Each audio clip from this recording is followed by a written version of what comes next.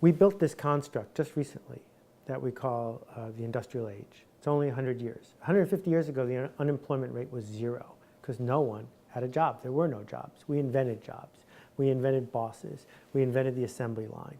And the reason we did all those things is because it made us rich. It created productivity. Productivity enabled the middle class to come about. We could buy more stuff. I mean, all of us have more resources than the King of France did 200 years ago.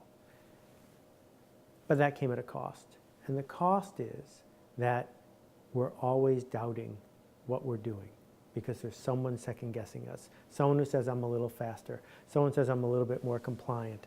Someone who says, I'm a little cheaper. And so we're all out there wriggling on the end of our own line, wondering if we're good enough. At the same time, our amygdala, the lizard brain, is busy with this running dialogue that says, you're not tall enough, you have no right, you should be ashamed of yourself, you're going to be in trouble now, they know the truth about you. All of that stuff is in everyone's head because a million years ago we evolved, like all wild animals, to protect ourselves.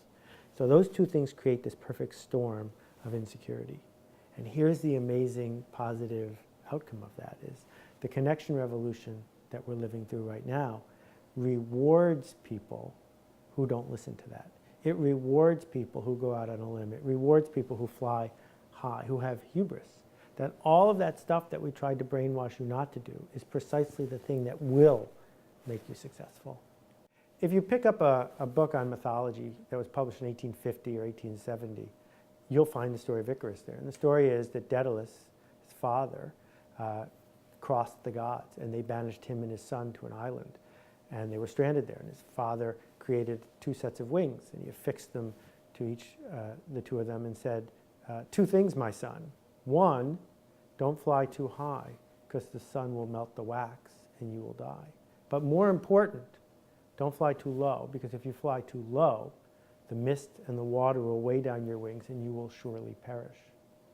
And then we edited the myth, and starting about 1900, you couldn't read the second half in books on mythology, because the industrialists didn't want us to worry about flying too low. Flying too low is exactly what they want us to do. Flying too low, being compliant, settling for what we've got, fitting in.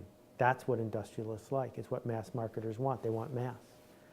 And I wrote this book because I think we've been settling for too long. And I think we've been flying too low. And the question is, what is it going to take to fly a little higher, fly closer to the sun?